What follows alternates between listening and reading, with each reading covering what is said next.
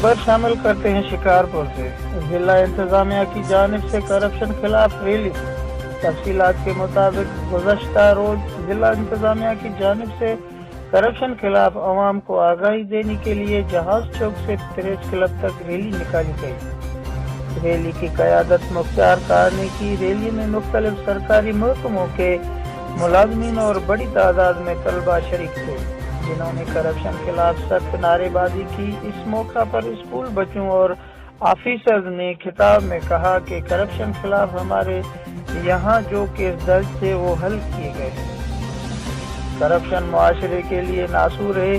اے D C Umair مومن کا کہنا تھا کہ عوام کو کسی بھی محکمے میں کرپشن خلاف کوئی شکایت ہے تو وہ سرکل آفیسر اینٹی کرپشن میں کیس داخل کروائیں تاکہ معاشرے سے کرپشن کا ناسور ختم ہو سکے۔